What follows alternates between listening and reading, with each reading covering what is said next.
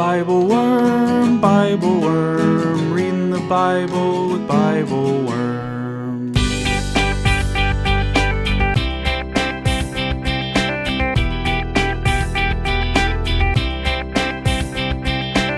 Welcome to BibleWorm, getting to the core of the biblical text. I'm Dr. Amy Robertson, Director of Lifelong Learning at Congregation Or Hadash in Sandy Springs, Georgia. And I'm Dr. Robert Williamson, Professor of Religious Studies at Hendrix College and the founding pastor of Mercy Community Church in Little Rock.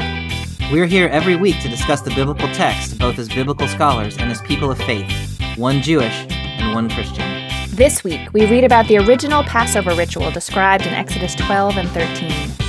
We think about the mix of urgency and powerlessness that the Israelites may have felt, each in their own homes, just as we may feel today. We consider the ways in which ritual can form us and prepare us for what's next, even when we can't see around the pike. And we call out the losses and sorrows that accompany the struggle for liberation. Thanks for joining us.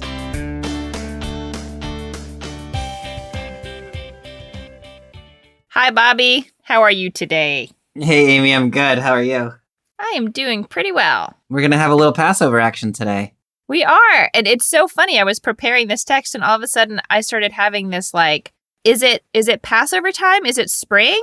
Because I don't know what season it is. All my cues are gone. Yeah, as time is a big blur.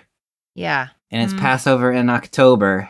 Yes. So yeah, you'll need to keep reminding me that this is not an immediate instruction for me. I don't need to go out and slaughter a lamb today. Okay, good. Thank goodness. Yeah. Last time we met, we were talking about Joseph. Yes. What do we need to know that will get us roughly from the Joseph story to Exodus 12, where we will pick up today? So with the Joseph story, as you know, Jacob and his sons, Israel, end up in Egypt, and Joseph becomes powerful, the second hand to the Pharaoh. It helps Egypt survive the famine. But then the book of Exodus begins by telling us there's a new Pharaoh who doesn't know or remember Joseph. And so now you've just got the Israelites are in Egypt, and the Pharaoh has no real knowledge or compassion towards them. And so as the Israelites grow, the Pharaoh becomes more and more concerned about their power, and so decides to enslave them. Mm-hmm. And then eventually decides to kill the male Israelite children who are born. And then when the midwives kind of subvert him through their witty repartee, their active nonviolence, then the command is to throw the male children into the Nile River. Mm-hmm. So we've got this oppressive situation in which the firstborn Israelites are in jeopardy. Then God raises up Moses to force Pharaoh to let the Israelites go. And we've had this series now of 9 plagues that God has enacted against the Egyptians. And so we sort of ratchet up the tension to the 10th plague, which is going to be the death of the firstborn of the Egyptians. So the narrative lectionary gives us 2 sections today, one from Exodus chapter 12, verses 1 through 13, and then one from Exodus 13, verses 1 through 8. Chapter 12, verse 1. The Lord said to Moses and Aaron in the land of Egypt, "This month shall mark for you the beginning of the months. It shall be the first of the months of the year for you. Speak to the whole community of Israel and say that on the 10th of this month, each of them shall take a lamb to a family, a lamb to a household. But if the household is too small for a lamb, let him share one with a neighbor who dwells nearby, in proportion to the number of persons. You shall contribute for the lamb according to what each household will eat. Your lamb shall be without blemish, a yearling male. You may take it from the sheep or from the goats. You shall keep watch over it until the 14th day of the month, and all the assembled congregation of the Israelites shall slaughter it at twilight." I think it's such a profound thing, especially at the beginning of this text. Like, God has not said yet what is about to happen. And to say, this thing that is about to happen is going to reset time for you. And it's going to be so important that you need to start your calendar here from now on. Yes. Now, once you see what has happened, right, this is the Exodus from Egypt. This is like after this plague, this is going to become the Israelites are going to escape from Egypt and reconstitute themselves as the free people of Israel. And so you kind of understand, Yeah. here's why this is going to be the first of the years, because this is the day you were kind of reborn as a Right. people. Right. But at But it this hasn't moment, happened if you yet. imagine Yeah. like living it, if you're living through this text and God is like, okay, this thing that's going to happen is going to reset your calendar. Now let me tell you Yes. about it. Like, that's a pretty amazing thing. Yeah. So if this is the new year, then every month forward from here is marked as it is now X months since this big thing happened, Yeah. since the day of freedom. But they don't even know it's the day of freedom yet. Right. It's just, this is epic, people. Prepare yourselves. What do you make of this? If a household is too small for a whole lamb, it shall join its closest neighbor in obtaining one. So I'm of two minds about it. Yeah. And I'm curious what you think. One way of reading it is if you are too poor to afford your own lamb. And one way of reading it is if there's not enough people in your family to actually consume a lamb. How do you think we should read that? That's a good question, because it does become important later that no leftovers. Like, you have to eat the whole thing in one night. So I read it as a very practical instruction, but I think it's practical in both ways. One is that, like, a household might not have a lamb. If there's, if they're a small household, they could be small in wealth in addition to number of persons. So I don't know. I guess I read it as both, but I read it as like exceedingly practical. And then the additional instruction that each household should contribute for the lamb according to what their household will eat. Like, you're going to divide up the bill. Yeah. This is like the original, restaurant receipt, and you have to figure out what everyone ordered and divide everything up and add the tip and. Yeah, I love that. And, I think there's something happening here about the way in which God's economy is an economy of community sharing, and everybody's got what they need. Nobody has an overabundance. I just think that it's sort of entering into this sort of economic conversation with these very practical descriptions of sharing equally among families. So what do you make of the fact that it has told us that they're supposed to get this lamb on the 10th day of the month? Mm-hmm. And then it says, keep watch over it until the 14th day of the month. Yeah. Why is there this 4-day watching period? Yeah, I was struck by that when I read this text too. So you get the lamb and it becomes like Lammy, the little pet lamb. Like, you could imagine, if you have small kids in your house, they're super attached to this lamb. Yeah. It's such an interesting, instead of go to the market, buy a lamb and slaughter it or whatever. Yeah. And, I have sort of two, the very practically speaking, just make sure that you've got the lamb 4 days ahead in case something goes wrong. It's like buy your Thanksgiving turkey, at least by Sunday. Right. Before they run out of turkeys. Yeah. Yes. And so it has time to thaw out or whatever. Yeah. So, part of it seems like that. But then I think there's something else going on there where this lamb becomes part of the household. And so when it then is sacrificed, you're sacrificing something that has some personal connection to you. I think that's right on what you're saying. But it does also say here, you shall keep watch over it. It's not even just put it out in the yard. You need to take special care of this animal, in part so that it doesn't become blemished. That's part of sacrificial norms, is that the animal you sacrifice needs to be unblemished. So you need to have taken special care to keep it safe. But of course, that would have the effect of forming a different kind of relationship with that animal. And I think especially in a text that is surrounded by this idea of the loss of the firstborn, which is very different, of course, than the loss of a lamb you've had for 4 days. But that kind of personal investment in its care seems important. And if you're thinking about this ritual going forward for generation and generation and generation, then you've got to, in the moment of the Exodus, you don't have to recreate that sense of loss. Right. But in, 100 or 200 or 500 or 1,000 years after the Exodus, you might have to recreate that sense of loss on a small scale just to kind of remember what it was about. So picking up in verse 7, they shall take some of the blood and put it on the 2 doorposts and the lintel of the houses in which they are to eat it. They shall eat the flesh that same night. They shall eat it roasted over the fire with unleavened bread and with bitter herbs. Do not eat any of it raw or cooked in any way with water, but roasted, head, legs, and entrails over the fire. You shall not leave any of it over until morning. If any of it is left until morning, you shall burn it.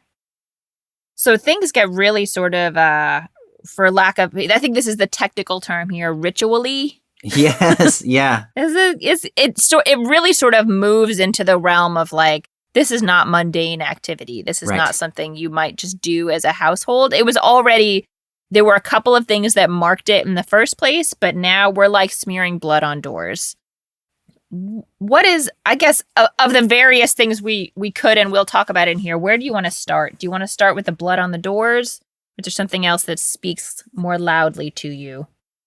I mean, I think the blood on the doors is a good place to start, and partly because some of the ritual stuff escapes me in a way. Like you think about ritual in a more deep way than I do. But thinking back to Exodus 1 and 2, like the Israelites have already lost their male children. And so there has been blood shed already among the Israelites. And so one way of reading what's going on is to say, look, this blood on the door is a symbol of the blood that we have already shed. And so no more blood is required of us, or something like that. One could, I suppose, also read the blood as just having kind of an apotropaic sort of function where angels of death come through and see blood and they sort of steered away like the from blood those itself, houses. right? Like the blood itself has some sort of magical quality about it that is protective. Yeah. Or I suppose one could think of blood as being the stuff of life.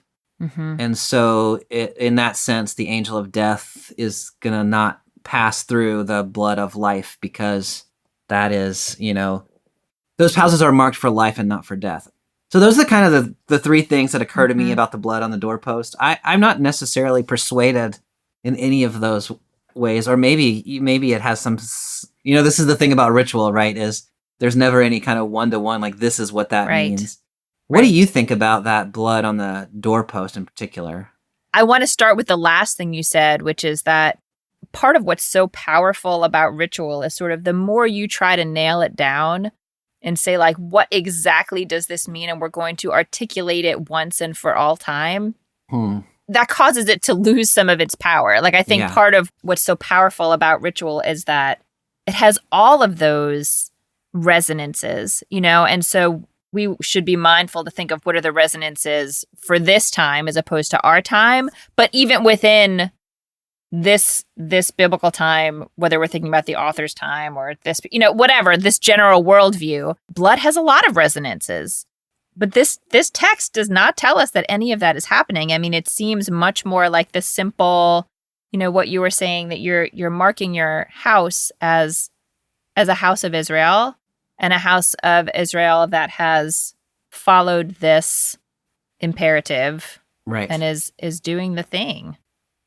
I also see this again as almost a way for all of Israel to share a meal, even though they're all in their own households, like having these very clear instructions. The animal is slaughtered at the same time. It has to be cooked in exactly the same way, and it has to be eaten under the same, sort of rules. Yeah. So in terms of like the ritual formation of a people, it's like their shared experience starts pretty explicit, starts in this way before the Exodus, before the experience of walking through the water. I love that. It's like a giant potluck. It is. I mean, it is in some ways. Yeah, it is. It's just, it all has to happen in their own homes, which is such a like sort of lovely overlay to have over, like as we're all in our own homes, and we can't get together for our potluck, but maybe everyone can decide to have like a hot dish at the same time. Yeah. Here's the last little chunk from this chapter. This is how you shall eat it. Your loins girded, your sandals on your feet, and your staff in your hand, and you shall eat it hurriedly. It is a Passover offering to the Lord. For that night I will go through the land of Egypt and strike down every firstborn in the land of Egypt, both man and beast, and I will mete out punishments to all the gods of Egypt. I, the Lord. And the blood on the houses where you are staying shall be a sign for you. When I see the blood, I will pass over you, so that no plague will destroy you when I strike the land of Egypt. I think the addition of the fact that, like, you're going to do all these crazy rituals, but, like, you make sure your shoes are on and your pants are buttoned is, like, such a funny, like, get ready to run out the door. Like, it seems like, it seems from the text before this that, like, we're having a big ritual meal here. Yeah. So you're not thinking about hurrying. It doesn't Yeah. seem like a hurried thing. Yeah. But in fact, it should be a hurried thing. No, I think that's really interesting that there has to be a command here to put on gird your loins, put on your sandals, hold your staff. Like, you are enacting hurriedness, even though the moment does not feel hurried. I think that's exactly right. Because this thing has been going on for, what is it, like 430 years now, that Israel has been enslaved in Egypt. Mm-hmm. And it's about to end tomorrow, right? Or, the morning after this ritual. Right. But you don't know that in the moment.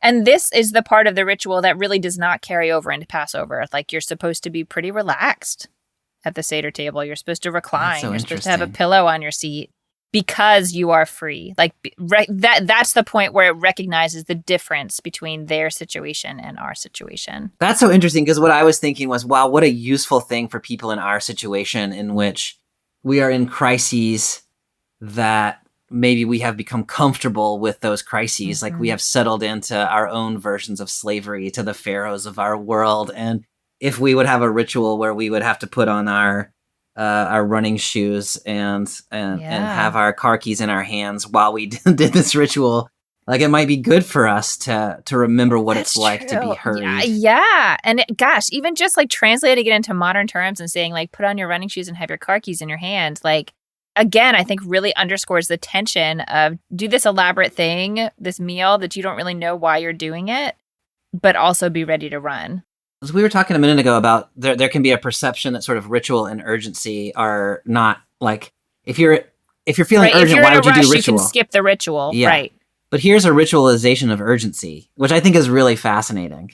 Yeah, you're taking the time to acknowledge that this is a moment where time is of the essence. That's so fascinating to me. Yeah, I really love that. Here's an impossible question. You like to ask impossible questions, so here's mine. If you imagine an Israelite family, I don't know, they just didn't put blood on their door. Like, they were having an off day. They didn't buy into this whole thing. They just didn't want to do it, for whatever reason. Does God pass by them anyway? Or does God enact the punishment of the Egyptians onto this Israelite family who doesn't mark their door? I think God passes by them anyway. Oh, here's an answer. Ready? Okay. God passes by them anyway, but they do not have the courage to walk through the water because they haven't taken these incremental steps towards the development of, like, faith and peoplehood. Yeah. And so their first big step is too big. And so they perish at the shore I did not see that coming. Reed Sea. Yeah. I had a set of possible answers that you were going to answer, and that was not one of them. That was not one of them. Yeah. They survive the Passover, but they die at the Red Sea. That's so amazing. But I appreciate what you're saying about the ritual. Like, ritual forms people. And if you don't do the rituals, you are not formed in the ways that are necessary for the living of life. And so why do you pause to do ritual at this moment, which is a question we've kind of been asking. I think that's a really nice answer. The ritual forms you so that you're able to do the things. So you're prepared to do the harder stuff. Yeah. This ritual is a little hard or weird, but it's sort of like once you've started doing it, it changes how you see yourself and how you see your relationship to God and how you see your relationship to the people in some way. Okay. We've talked a lot about chapter 12. Chapter 12 is great. Wait. We can't. Oh, we're not done. We're going to talk more about chapter 12. Yes. So the core of this text is that God is killing the firstborn of Egypt. That. And so I'm just curious. Like, I feel like it's easy to kind of slip past that in terms of reading this text, but not if you're reading with you. I tried. Yeah. I don't know what one does with that exactly, but this text is sort of, it's concealing behind this God's going to save us from Egypt. It's sort of like concealing this, the cost of that victory is high in terms of human life. You know, during the reenactment of this now, during the Passover Seder, again, there's a ritual designed for removing wine from the wine glass because the wine brings us joy, and we remove drops of wine from the glass as we remember the plagues because they diminish our joy, and we remember the suffering of the Egyptian people. Now, this doesn't, that's nice that you take some wine out of your glass and acknowledge that this thing happened. But you're right. I mean, the killing of the firstborn is horrific. It's horrific. The cost of the Pharaoh's economic system has been high. And, Pharaoh imprisoned and enslaved and forced to labor Israelite people and practiced the killing of Israelite children. Mm-hmm. And so one way of reading what's happening here is that liberation has a cost, and it doesn't come without there being some sort of pain for the people who are in charge. Oppressors. Yeah. And, here it seems different to me to say, I'm going to exact revenge against Pharaoh. Like one way of reading it is to say, look, Pharaoh killed my children, so I'm going to kill Pharaoh's children. Right. But like Joe Egyptian, who doesn't have any stake in the power systems of Pharaoh and nonetheless is a victim of this. Yeah. And, there's not any way for me to read it in which God comes off looking particularly good. Mm-hmm. But there is a way of reading it in which you say the average people get caught up under the systems of the pharaohs, and the destruction of those systems has costs for them too. And it's true for us as well. Like we get caught up in these systems that oppress other people. And, we're not in charge of those systems, but we are part of those systems. And it's going to be painful when those systems need to be ended so that liberation can take place. Yeah. Yeah. Okay. We are going to move now into chapter 13.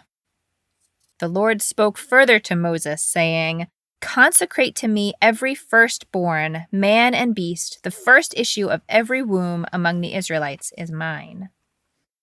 And Moses said to the people, "Remember this day on which you went free from Egypt, the house of bondage, how the Lord freed you from it with a mighty hand. No leavened bread shall be eaten.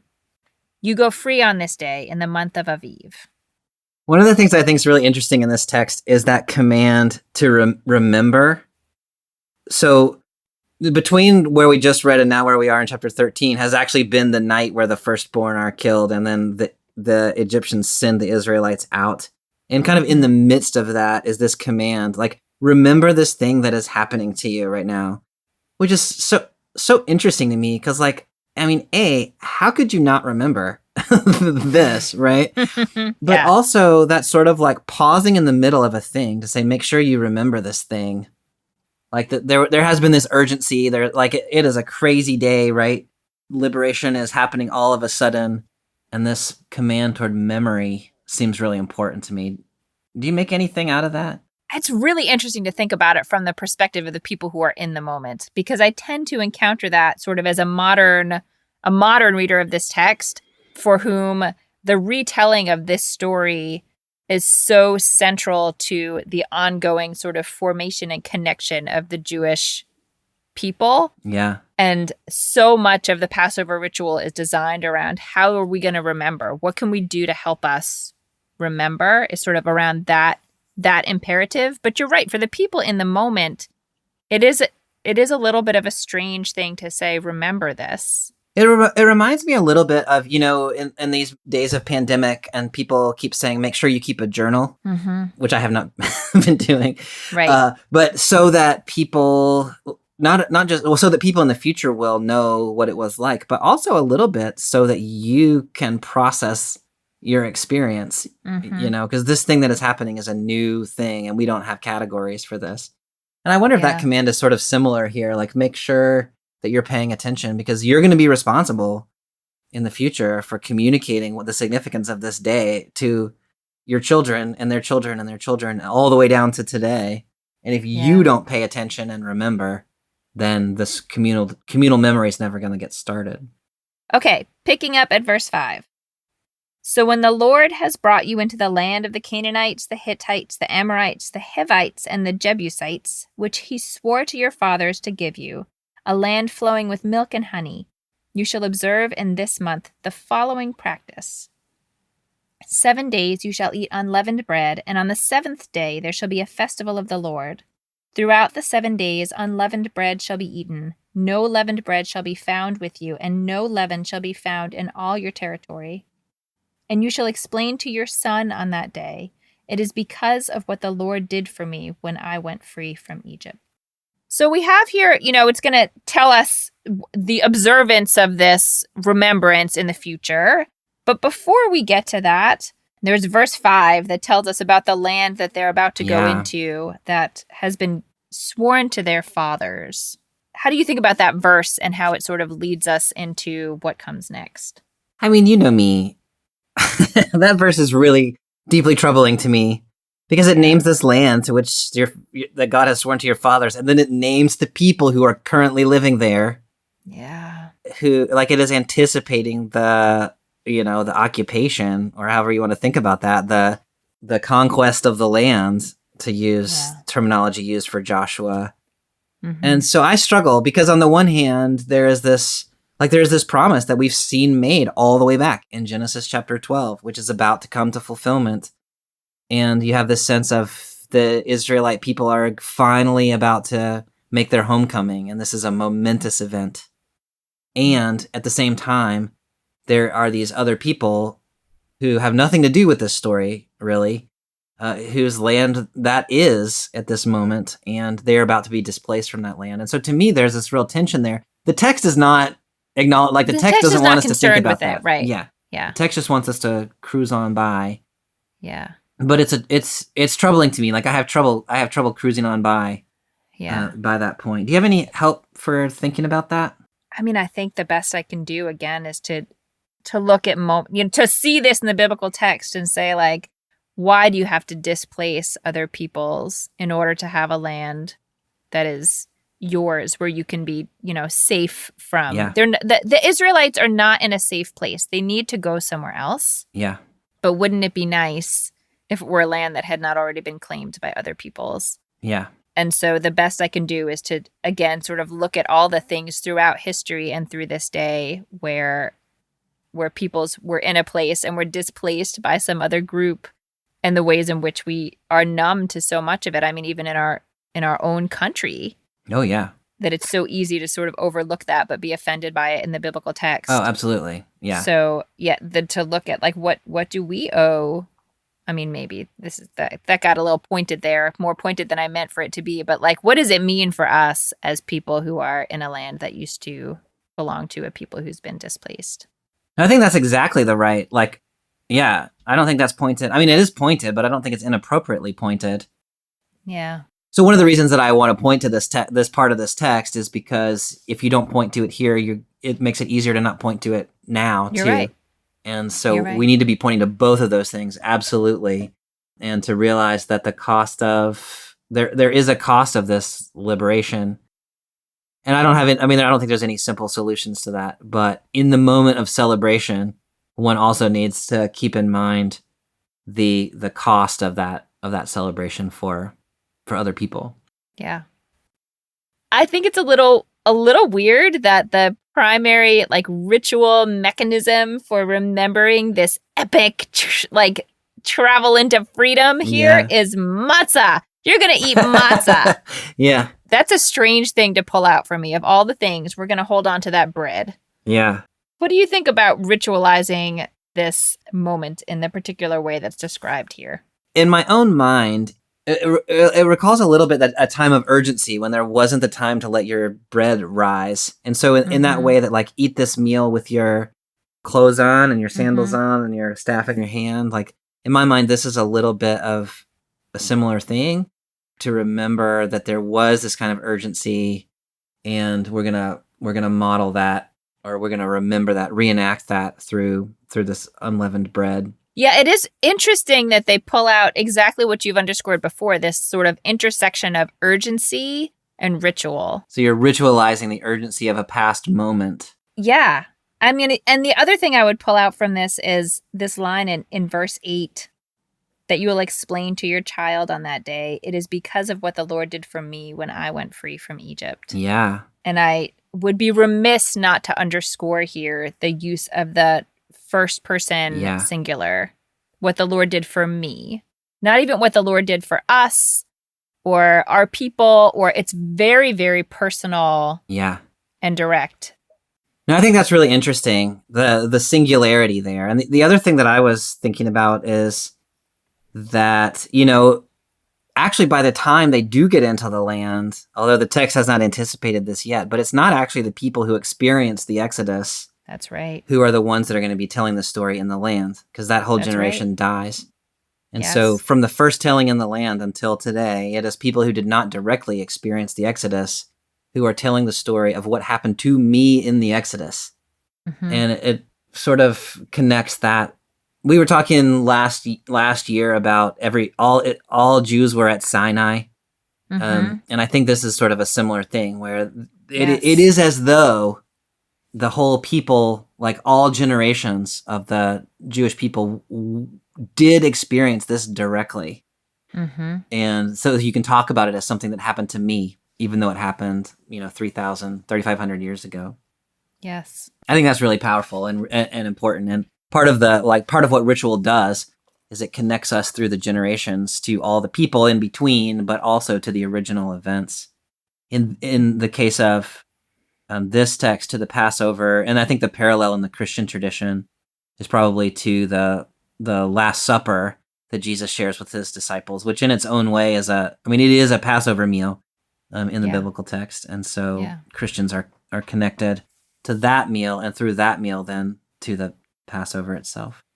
Okay, so we have already, I feel like, throughout our conversation brought in many different ways that this text might sit with our communities really profoundly right now. If you wanted to underscore just one of them, is there one that rises to the top for you? I think the thing that's coming to mind for me is this idea that in this text, the world is in a revolution. Things are different. And to the extent that we talked about at the very beginning, like we need to restart the calendar because this thing is going to be so big. Yeah. But in that moment, the people don't necessarily realize it yet, right? Mm-hmm. When we start out in chapter 12, they have to be told, like, this is going to be the new calendar for you. They have to be told, like, wear your sandals and carry your staff, like, put on your shoes and get your car keys. And so there is this sense in which the world is changing, but people are not prepared for the world to change. Even though the change that is coming is going to be a change of liberation for the people, they have gotten so accustomed to the world being the way that the world has been under Pharaoh for 430 years that they are not prepared to suddenly have the world be different. And so the ritual is preparing them in this interesting kind of way. Mm-hmm. And so I wonder in our own time if something similar is afoot. Maybe something similar is kind of always afoot, where God is trying to upend systems of oppression, and people need to be prepared for that and reminded about that and given a sense of urgency. And so I think there's a particular lack of urgency for somebody like me, for whom the system works just fine. Right. So I think this text in a really interesting way is kind of speaking a word to me about remembering, like, even though the Israelites are not connected to me as a Christian in the same way that they're connected to people who are Jewish, like, their story is part of the story that I claim. But it is an odd claim for someone like me who doesn't come through that lineage. And so part of the work of this text, I think, for a Christian reader like myself, is to say, look, there are these rituals that connect us with the oppression of our past, which may not actually be an oppression that I experienced, but is nonetheless an oppression that is part of my story. And I need to do this ritual work to connect with that experience, both of being oppressed and also of being liberated. And I need to do it in a way that pulls me out of this kind of worldview of Pharaoh that, puts food on my table every night and gives me a sense of urgency that the world needs to change. So I feel very compelled by this text and sort of like called out of my complacency about the way things are to reimagine and reenact and retell the story that the world could in fact and should in fact maybe be different than it is. That's really beautiful. I love that. And I love especially the way that you pull it into the way in which things seem particularly upended right now and unsettled, and sort of the questions that arises for us, but also the fact that we may feel urgency, but urgency to do what? We have no idea. Right. Like we don't, like we all feel like we're waiting. We're in this waiting period. But the idea of seeing it as a period leading up to great possibilities for liberation, I think is really powerful. I really like that reading a lot. Yeah. My concluding thought for this moment is similar and just leaning a little more towards the ritual side and the ways in which, it's really easy as a modern person, especially to a modern Western person, I don't know, as whoever I am, my multiple identities, to kind of poo-poo ritual and say like, I don't have time to do this thing. I don't feel like doing these rituals, and I can't see any direct reason that I should do them. But I do think that, especially over time, maybe not in a singular ritual event, but I think over time, ritual really does change how we relate to each other and how we relate to power structures if we're intentional about the rituals we observe and how we do it, and how we relate to God in ways that prepare us for we don't know what. We don't know what we're preparing for. And so for me to sit back and say like, well, I don't really need to do this Shabbat ritual because I'm tired. Like, is I feel that I should be more attentive to those things. I think there's real potential in there for the formation of ourselves and our communities across time that merit more attention than they often get in our culture. Sort of putting those two thoughts together, the sort of the ritual preparation for the upending of the world, like that seems pretty urgently important. That's the title of this episode. Yeah. And so complacency about the upending of the world and complacency about ritual, like those two things might be related. Yeah. And so the practicing of ritual might actually prepare us to imagine and enact a different kind of a world. Yeah. Well, it is always a pleasure discussing these texts with you, Bobby, and I will see you again soon. Next time, we're going to be in Exodus 32 with the story of Aaron and the golden calf. It's a good story. It's a good one. All right, Amy, I'll see you then. Bye.